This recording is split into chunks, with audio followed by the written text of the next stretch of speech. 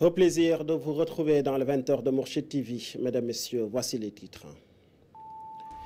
64 prix et 48 accessites servis aux meilleurs élèves du Sénégal. Le concours général 2024 a vécu sous la présidence du chef de l'État Bassirou Diomaye Faye. Thème de cette année, enjeux, défis et perspectives pour une école au service de la souveraineté nationale.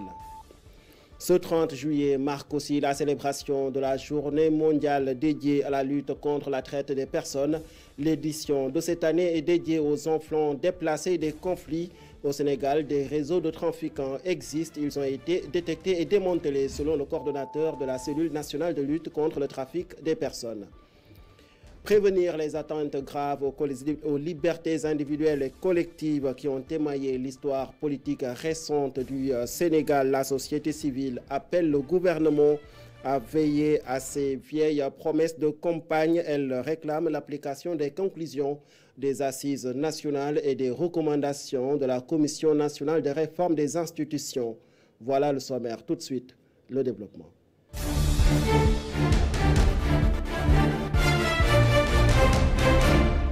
Mesdames, Messieurs, bonsoir et bienvenue. Ils sont 100, dont 53 filles et 47 garçons à être sacrés devant parents, amis et corps enseignants au Grand Théâtre de Dakar. Au total, 112 distinctions, dont 64 prix et 48 accessites ont été décernés aux meilleurs élèves du Sénégal à l'issue du concours général 2024.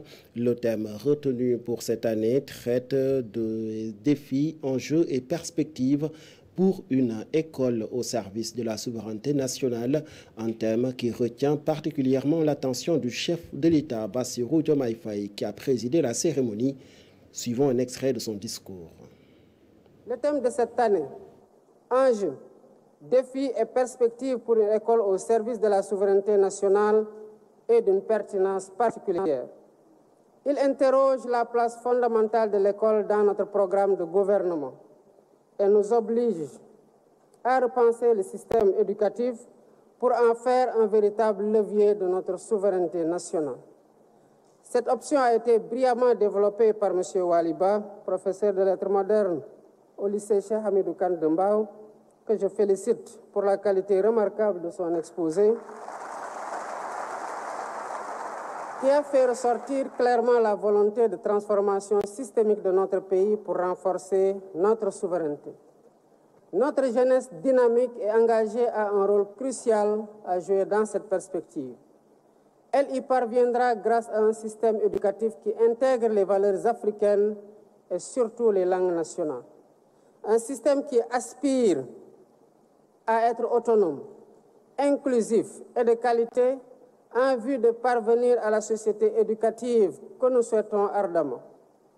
Cette société éducative sera le fruit de la transformation systémique du Sénégal qui elle-même passera nécessairement par le renouveau et le repositionnement stratégique de l'école dans les valeurs, ambitions et les ambitions culturelles de notre société.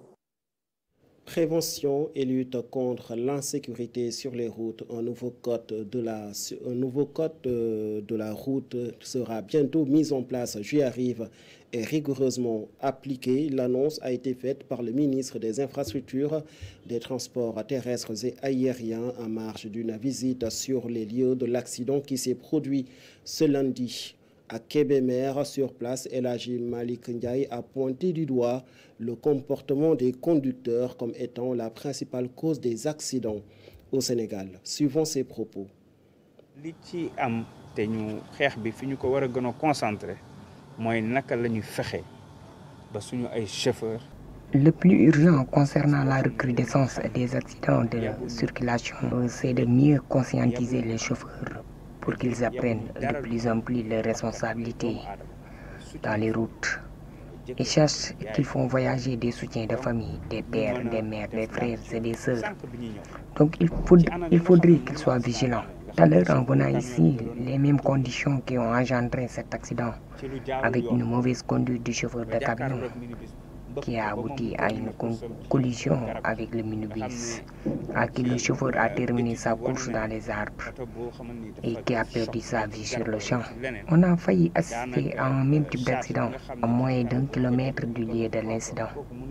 Un autre chauffeur de camion qui en a fait la même erreur, mais de justesse, il a pu éviter la voiture qui était devant lui. Mais tout de suite, j'ai passé un coup de fil pour qu'on l'arrête et de s'accaparer de son permis, parce qu'on a commencé à instaurer ce phénomène et on va le continuer. On va continuer de s'accaparer des permis, des cartes grises, parce qu'il y a de ces comportements qui n'ont aucune verbalisation. Les fautifs de ces comportements ne doivent plus conduire et on est arrivé à ce stade parce qu'il y a de ces choses qu'on ne va plus accepter dans ce pays. Amul verbalisation waratoo dawal foofu la ñu yegg nag parce que dafa am loo xam ne mënatuñu ko nangu. Plan sanitaire, des pas de géant ont été réalisés par le Sénégal dans la lutte contre les différentes formes d'hépatite avec un taux de prévalence fortement en baisse. Mais des défis restent encore à relever. C'est fort de ce constat qu'il sera mis en place un nouveau plan stratégique pour l'horizon 2030 en collaboration avec les acteurs concernés par la lutte contre l'hépatite. L'annonce a été faite par le ministre de la Santé et de l'Action sociale en marge d'une cérémonie de célébration de la journée mondiale dédiée à la lutte contre l'hépatite. Le docteur Ibrahima Sy s'exprime au micro de Astou Cissé. Pour le Sénégal, c'est qu'il y a eu énormément de progrès en termes de résultats qui a fait baisser de manière drastique les taux de prévalence au niveau du Sénégal. Et ce qui est important ici de signaler, c'est qu'il y a un plan national, un plan stratégique national qui a été élaboré qui va jusqu'en l'an 2030. Il y a une ambition forte autour de ce plan-là. Il y a des objectifs clairs, surtout en termes de réduction des infections liées aux hépatites, mais surtout en termes de réduction de la mortalité liée à cette pathologie-là. Donc c'est un programme que nous devons soutenir, c'est un plan que nous devons soutenir. Et je profite de cette occasion pour faire un appel, en plus des efforts que le ministère de la Santé serait appelé à faire, un appel aux partenaires techniques et financiers, un appel aux bonnes volontés sénégalaises, un appel aux entreprises dans le cadre de la RSE pour soutenir la mise en œuvre effective du plan stratégique national, du programme national de lutte contre les hépatites. Parce que si nous arrivons à mettre en œuvre les objectifs fixés à travers ce programme, nous aurons accompli énormément d'efforts, accompli énormément de résultats dans le cadre de la lutte contre les hépatites dans notre pays. Avec la multiplicité des conflits un peu partout sur la planète, les déplacements forcés de population se multiplient et c'est la principale cause de la traite des personnes dont la plupart sont des femmes et des filles. Elles sont le plus souvent exposées de par leur vulnérabilité. C'est fort de ce constat que l'Assemblée générale des Nations unies a adopté en 2015 la date du 30 juillet comme étant le jour de la célébration de la Journée mondiale de lutte contre la traite des êtres humains. Le constat de la Jimbaï Diagne. Depuis 2003, l'Office des Nations unies contre la drogue et le crime a rassemblé des informations sur 225 000 victimes de la traite détectées dans le monde. D'une manière générale, les pays détectent et signalent plus de victimes et condamnent davantage de trafiquants. En 2010, l'Assemblée générale des Nations unies a adopté le plan d'action mondial pour la lutte contre la traite des personnes, exhortant les gouvernements à prendre des mesures concertées et concrètes pour contrer ce fléau. Le plan appelle à intégrer la lutte contre la traite des personnes au programme élargi de l'ONU, afin d'accélérer le développement et renforcer la sécurité mondiale. En septembre 2015, les pays du monde entier ont adopté le programme de développement durable à l'horizon 2030, qui vise notamment à supprimer le travail forcé et à mettre fin à l'esclavage moderne et à la traite d'êtres humains. Tous les États sont affectés par la traite des êtres humains, soit en tant que pays d'origine, soit de transit, ou soit de destination des victimes. Les trafiquants du monde entier continuent de cibler les femmes et les filles. La grande majorité des victimes de la traite a des fins d'exploitation sexuelle et 35% des victimes de travaux forcés sont des femmes. Les conflits aggrave encore davantage les vulnérabilités. Les groupes armés exploitant les civils et les trafiquants visant les personnes déplacées de force. En Afrique subsaharienne, les enfants représentent plus de 60% des victimes de la traite détectées. Selon le rapport de l'ONU sur la traite des personnes, ne laissez aucun enfant de côté dans la lutte contre la traite des personnes est le slogan de l'édition 2024 de la journée contre la traite des êtres humains. Towards justice and recovery.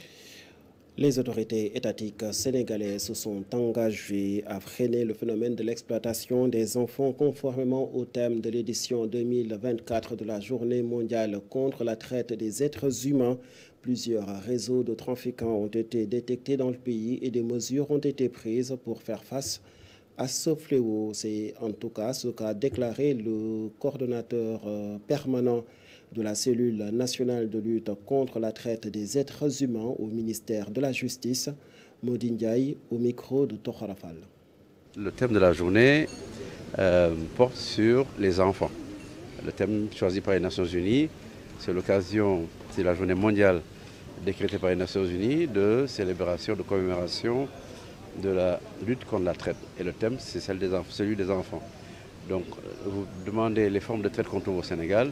Vous avez l'exploitation de la mendicité des enfants, vous avez l'exploitation au travail des moustiques, vous avez le travail forcé et vous avez d'autres formes qui sont moins connues, qui sont moins visibles, qui sont moins documentées. Alors, Kédougou est une région, vous savez, une zone d'orpaillage, une zone frontalière et nous avons, dans le cadre des efforts qui ont été menés, pu démanteler un certain nombre de réseaux, puis sauver un certain nombre de jeunes filles et de jeunes gens qui étaient victimes d'exploitation sexuelle, d'exploitation de la prostitution. Mais si vous voulez, les cas de Kédougou ne doivent pas cacher les autres nombreux cas qui sont disséminés à travers le pays.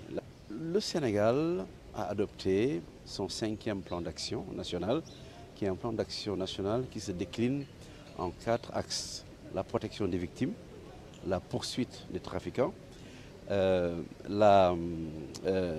partenariat et la protection et la prévention.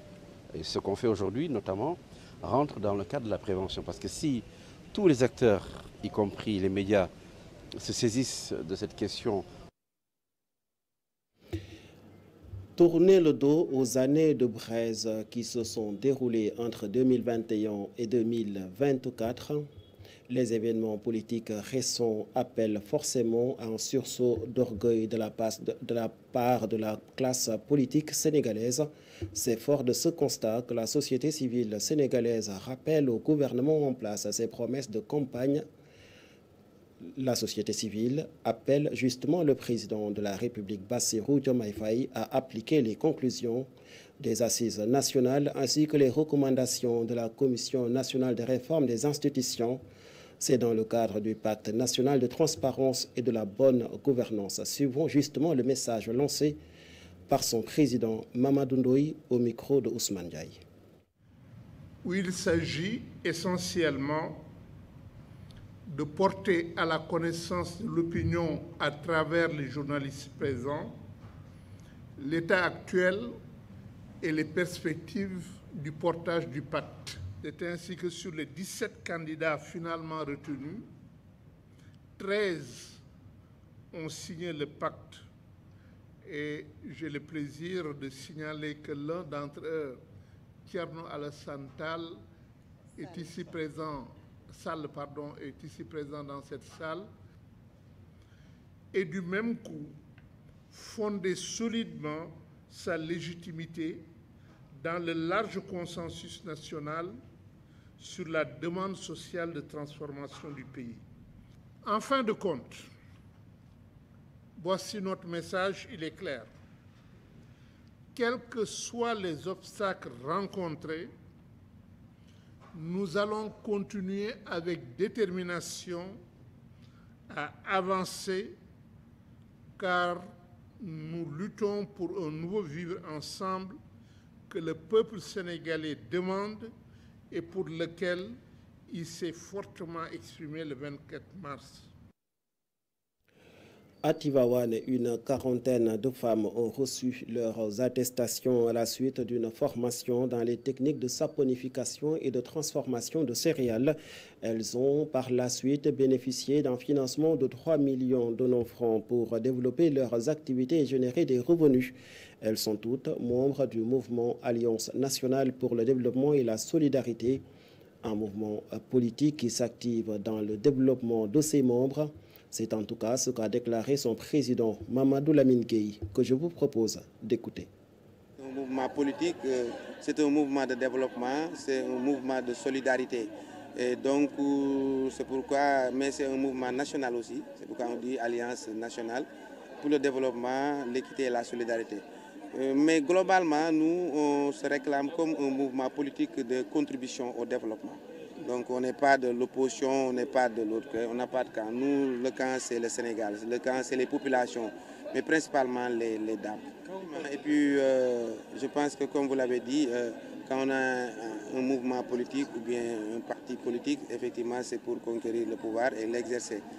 Mais nous, la seule différence, c'est que nous, on n'attend pas de conquérir, d'avoir le pouvoir pour commencer quelque chose. Nous, on a commencé, comme je l'ai dit la dernière fois, avec d'abord des ressources humaines de qualité, des hommes et des femmes, mais aussi avec les moyens, voilà, quels que soient les moyens, que ça soit l'intelligence, ça soit financière, ça soit des idées. Nous, on a commencé. On dit pas, on n'attend pas. On n'attend pas de conquérir le pouvoir pour faire quelque chose, parce que aussi, on est des citoyens. Nous, on pense qu'il faut d'abord essayer, il faut d'abord émanciper, il faut d'abord être utile en tout cas à sa population, à son pays. Donc c'est pourquoi le mouvement, nous, c'est vrai, dans l'avenir, effectivement, on compte conquérir bien sûr le pouvoir. Parlons à présent de cette annonce provenant de la Marine nationale sénégalaise qui annonce avoir procédé lundi à l'arraisonnement de 2 pirogues transportant respectivement 189 et 213 candidats à l'immigration irrégulière au large des côtes saint-louisiennes, c'est dans le nord du Sénégal. La première embarcation a été interpellée par la base navale du Nord au niveau de la Longue de Barbarie, a précisé la Marine nationale sénégalaise sur son réseau social X.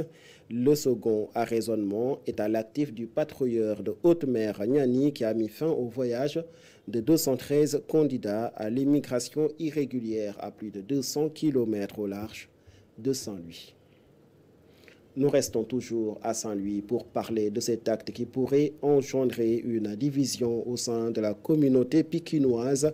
Des pêcheurs ont fustigé lundi des actes de vandalisme sur des pirogues accostées sur les berges du fleuve à Pikine 3 Poteaux. Ils ont invité les autorités à intervenir pour calmer les jeunes qui ne cessent de hausser le ton contre l'occupation d'un terrain de football. Suivons les propos de leur porte-parole, Idrissa Ndiaye. Des équipes de foot, des ASC, voulant de l'espace, voulant des terrains de foot, on paie un tracteur pour qu'il déplace nos pirogues qu'on avait gardées ici, dans cet espace-là, jusqu'à même détruire certaines de nos pirogues. Voilà, c'est la raison pour laquelle on a jugé nécessaire de convoquer la presse aujourd'hui. Voilà. Maintenant, avant cela, ils avaient fait des menaces. Ils avaient menacé de régler ce problème-là, puisqu'ils n'ont plus de terrain de foot, dit-il, nous considérant comme étant des non-habitants de Pikine. Alors que nous tous, nous habitons ici à Pikine, mais avant cela même, nous tous, on est des Saint-Louisiens. Et on est toujours dans la région de Saint-Louis. Alors, ils considèrent que nous, on n'est pas des Pikinois, raison pour laquelle ils ne peuvent pas concevoir qu'on garde nos pirogues dans les autorités locales. Nous interpellons les autorités locales pour qu'ils règlent au plus vite ce problème. Parce que je crois qu'un citoyen n'a pas les pouvoirs de régler lui-même ses propres problèmes. Quoi, nul ne peut se prévaloir de sa propre turpitude. Voilà qui met fin à ce rendez-vous d'information. Merci de l'avoir suivi et très bonne suite de programme sur nos antennes.